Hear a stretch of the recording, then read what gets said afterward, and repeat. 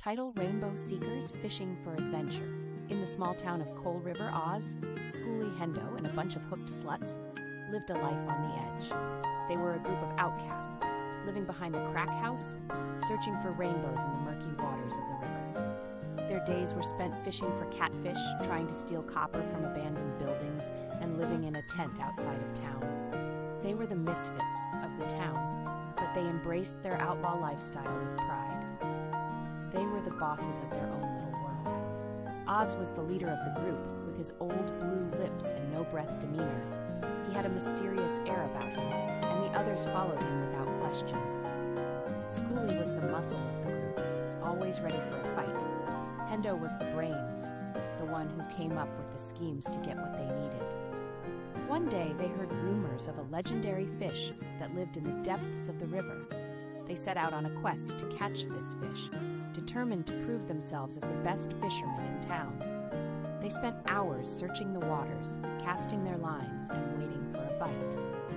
But as the days turned into weeks, their supplies dwindled and their spirits began to wane. The fish remained elusive, taunting them with its presence but never allowing itself to be caught. Oz grew desperate, his usual confidence faltering in the face of defeat. One night, as they sat around the campfire, a sense of despair hung heavy in the air.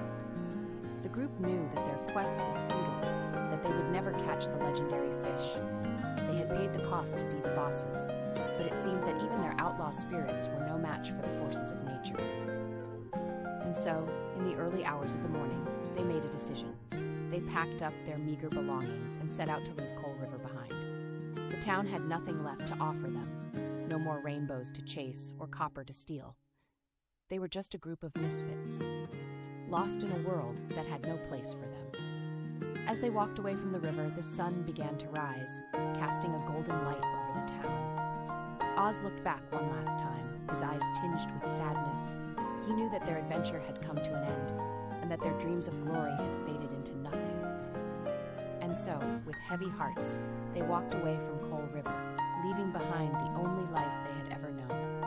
They were outlaws without a cause, lost in a world that had no room for their wild spirits. And as they disappeared into the distance, the town of Coal River faded into memory, a place where they had once believed they